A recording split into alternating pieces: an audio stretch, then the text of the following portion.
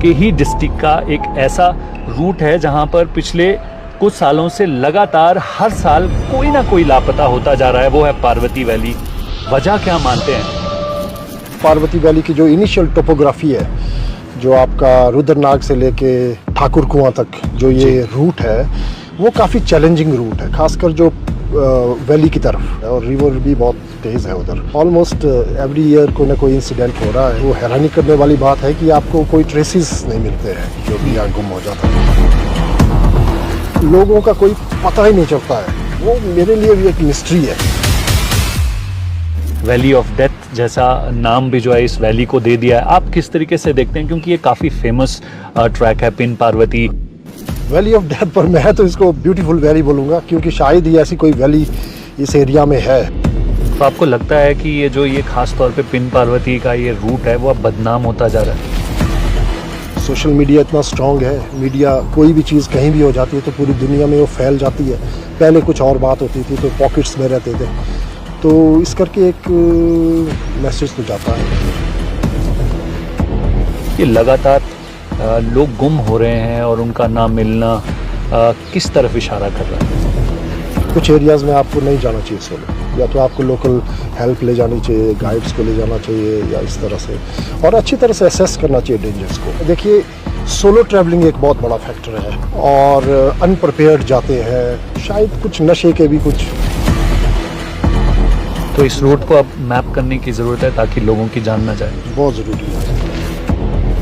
तो एग्जीक्यूशन के लिए जो आप प्रोफेशनल्स, लोकल्स और गवर्नमेंट तीनों मिलकर कुछ ऐसा एक सिस्टम क्रिएट कर सकते हैं, वो ज़्यादा इफेक्टिव रहेगा। बना तो देंगे आप, पर वो चलना चाहिए। मेन है कि चलना चाहिए चीज़, चाहे आप छोटे से शुरू कीजिए, पर वो इफेक्टिव होनी चाहिए ऑन ग्राउंड। तो बनाएंगे तो ज़्यादा अच्छा, कम से कम आपके पास वो तो डाटा तो रहेगा, कितने लोग गए, कितने गए। अब कई बार आप जा रहे हैं, आपको मालूम नहीं, फिर कुछ हो जाता तो आप बोलते हैं अब गया था लड़का, कुछ हुआ था। नमस्कार, मैं हूं संदीप सिंह। जी पॉडकास्ट में एक बार फिर से आपका स्वागत है। आज हम हिमाचल प्रदेश की उस मिस्टीरियस वैली के बारे में डिस्कशन करेंगे जहां पर पिछले कुछ सालों में लगातार लोग लापता होते जा रहे हैं। जी हाँ, मैं बात कर रहा हूं पार्वती वैली की। इस वैली में ऐसा क्या है कि जो लापता लोग हो रहे हैं उन्हें खोज पाना किसी के लिए भी नामुमकिन होता जा रहा है। कुछ वजह रही होंगी। ये वजह एक एडवेंचर व्यवसाय से जुड़े लोग इसे किस तरीके से देखते हैं, आज एक ऐसे ही एक्सपर्ट हमारे साथ हैं, कपिल नेगी। नमस्कार कपिल नेगी जी, आपका स्वागत है हमारे पॉडकास्ट में। कपिल नेगी जी, आप पिछले 25 सालों से ज़्यादा का वक्त हो गया है हिमालयाज़ के अलग अलग जोन में ट्रैकिंग एक्सपीडिशन, ट्रैकिंग जैसे जो हैं वो कोर्सेज़ करवाते हैं, लोगों को लेकर जाते हैं, आपकी टीम जाती है। आप किस तरीके से देखते हैं कि आपके ही डिस्ट्रिक्ट का एक ऐसा रूट है जहां पर पिछले कुछ सालों से लगातार हर साल कोई ना कोई लापता होता जा रहा है, वो है पार्वती वैली। उसकी वजह क्या मानते हैं? मैंने पिन पार्वती एक ट्रैक है जो पार्वती वैली से होकर गुजरता है, फिर स्पीति में ख़त्म होता है।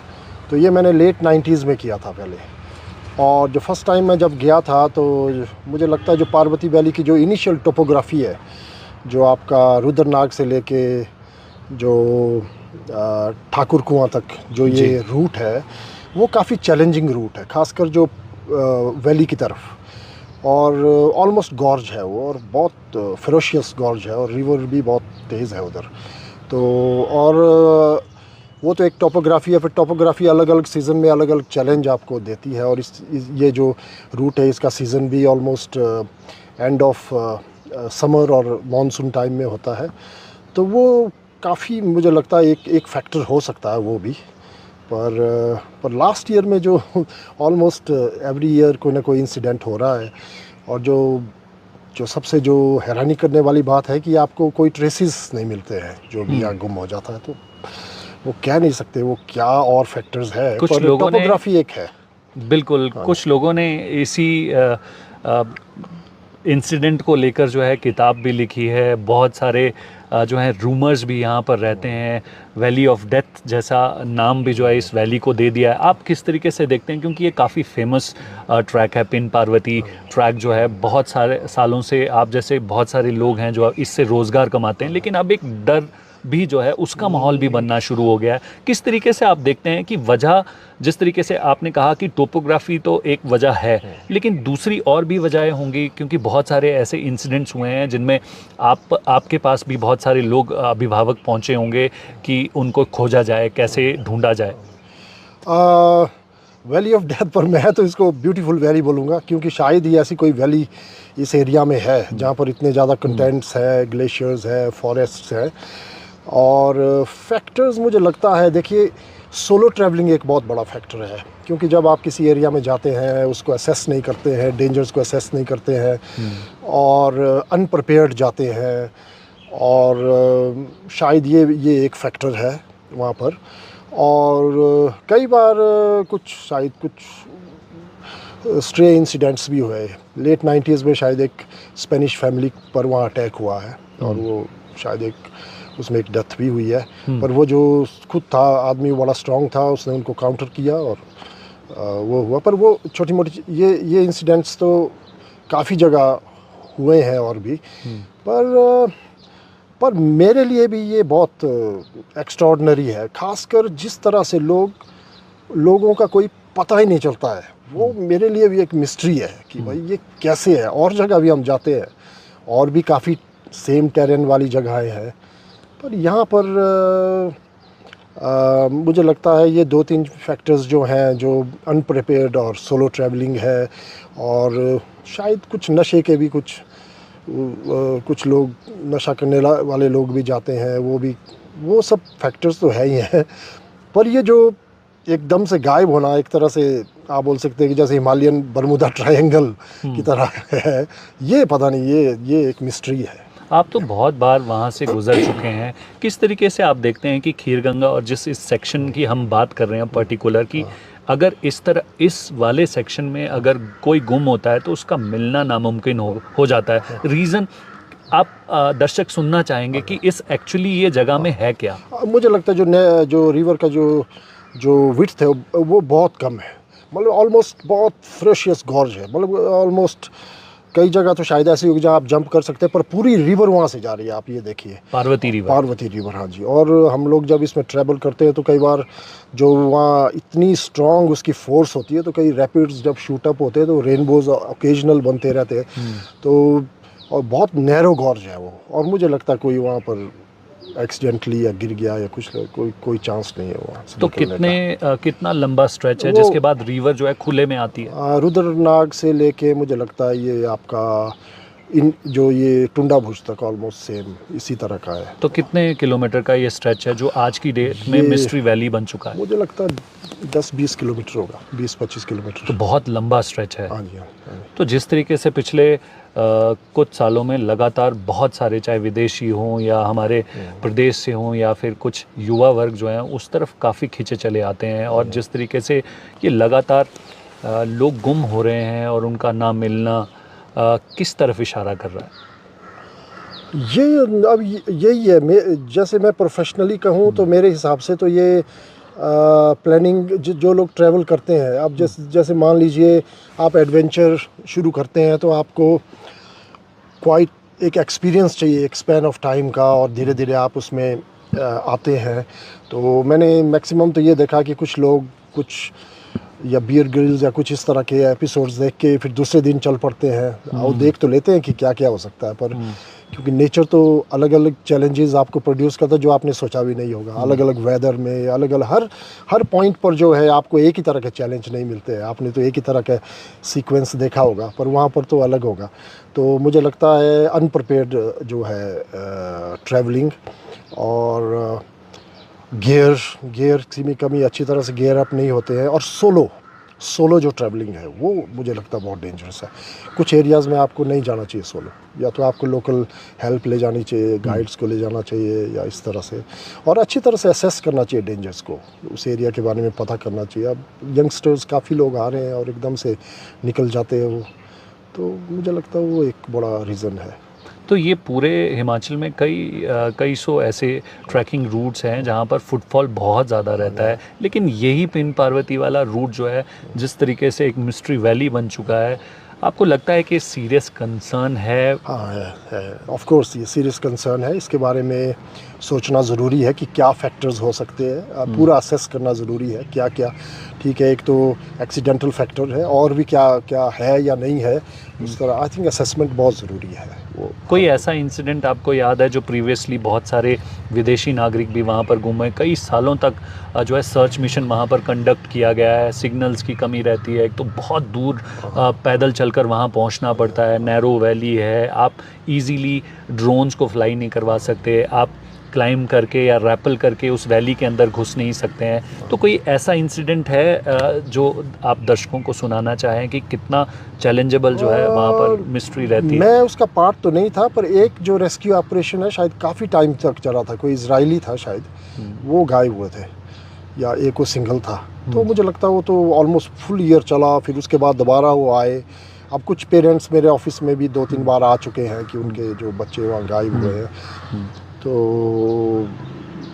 पर कोई ट्रेस, कोई पता नहीं चला। वो थोड़ा मिस्टीरियस है कि भाई आपको मतलब कि इतने इंसिडेंट्स हुए, पर आपको एक छोटा मतलब कि बाल भी पता नहीं चला कि क्या हुआ है, कैसे हुआ है, कोई उसको लीड मिली हो, कुछ ऐसा नहीं हुआ। तो अभी रिसेंटली भी इसी हफ्ते में भी एक युवा लड़का वहाँ पर गुम हुआ है, हिमाचल का ही, शिमला ज़िला का रहने वाला है। आप किस तरीके से देख रहे हैं कि हमारे जो ये यूथ है वो ज़्यादातर इस वैली की तरफ खींचा चला आता है? उसका एक रीज़न नशा भी हो सकता है, लेकिन दूसरी तरफ ट्रैकिंग करने के लिए कुछ बातों का ख्याल रखना ज़रूरी है। बिल्कुल, क्योंकि मैं खुद, मेरी जो एडवेंचर टूर ऑपरेशन कंपनी है, तो काफ़ी लड़के मेरे पास भी कई बार आते हैं। हमारा गियर रेंटल्स भी है, हम लोग गियर देते हैं। तो कई बार मैंने देखते लोग बहुत अनप्रिपेयर्ड होते हैं। कईयों को तो मैं नहीं देता हूँ, गियर भी नहीं देता हूँ, क्योंकि वो लोग, उनको पता नहीं है, पर लॉस्ट टाइप होते हैं। उनको मालूम नहीं है कहाँ जाना है, कैसे जाना है, क्या चीज़ें कैरी करनी है। मतलब कि वो सिर्फ एक चीज़ सुन के आते हैं और फिर चल पड़ते हैं। मुझे लगता है उस पर बहुत ज़रूरी है, एजुकेट होना बहुत ज़रूरी है, क्योंकि खासकर मैंने देखा जो ये फॉरेनर्स होते हैं, इनका तो काफ़ी स्कूल टाइम से एक ट्रेनिंग होती है इनकी आउटडोर में। तो ये लापरवाह, हाँ, और ये छोटे छोटे डिटेल्स को भी काफ़ी माइन्यूटली ऑब्ज़र्व करते हैं जब प्रिपेयर्ड करते हैं अपने आप को। और ख़ासकर हमारे हिंदुस्तान में अब नया नया जो एडवेंचर का एक पोस्ट कोविड एक बहुत बड़ा अपसर्ज हुआ है एडवेंचर टूरिज़्म का।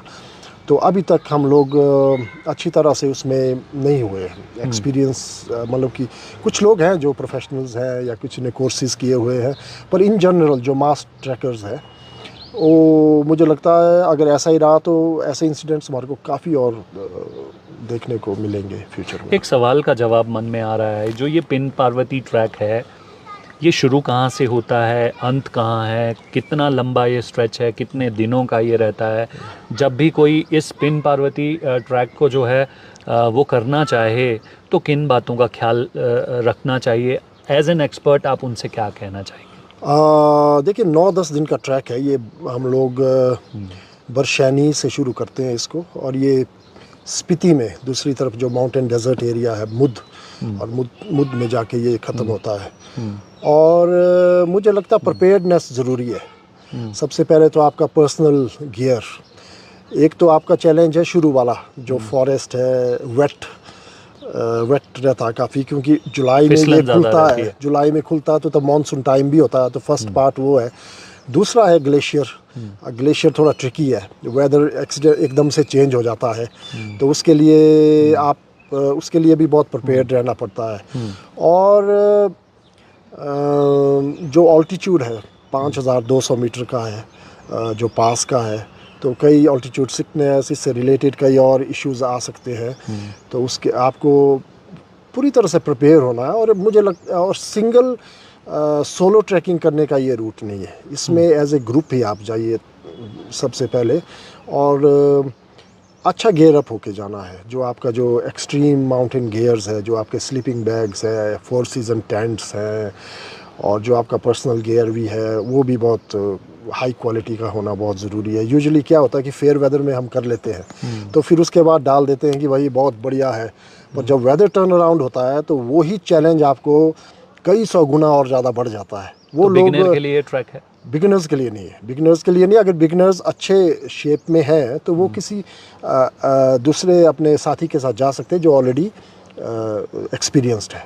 आखिरी सवाल का जवाब आपसे ले लेते हैं, क्योंकि आपने हमारी बातचीत में ये कहा कि बहुत सारे ऐसे शोज़ हैं जो एडवेंचर एक्टिविटी से रिलेटेड गाइड करने के लिए टीवी शोज़ पे या सोशल मीडिया प्लेटफॉर्म पे रहते हैं, तो उनसे इन्फ्लुएंस होकर आज की डेट में जो युवा जिस तरीके से पहाड़ों की तरफ रुख कर रहा है और ऐसे हादसों का शिकार बन रहा है जिसमें आज तक उनको नहीं ढूंढ पाया गया है, तो ऐसे लोगों से आप क्या कहना चाहेंगे? मैं यही कहना चाहूँगा कि आपको अच्छी तरह असेस करके जो है जो भी आपके जो वीडियोस है उनको डालिए।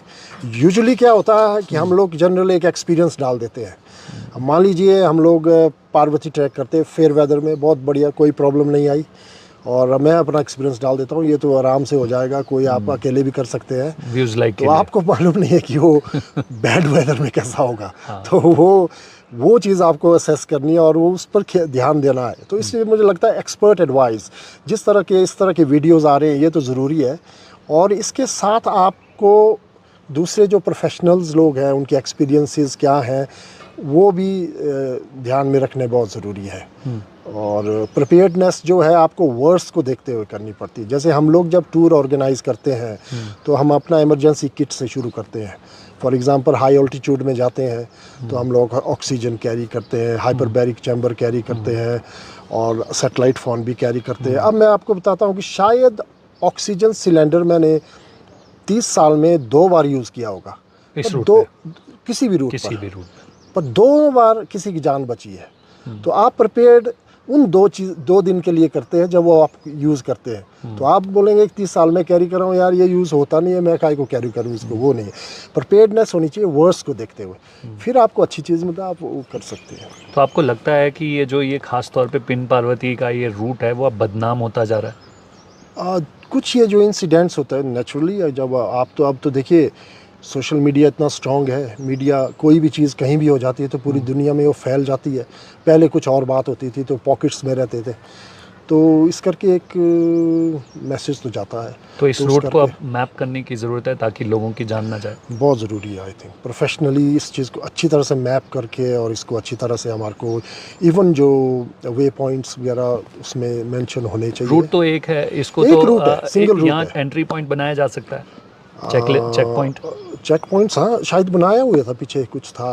और वो जो ये जो एक्चुअली जो स्ट्रेटजी है, मुझे लगता है ये ना जो गवर्नमेंट और लोकल लोग जो इन्वॉल्व उनको मिल के करनी चाहिए ये।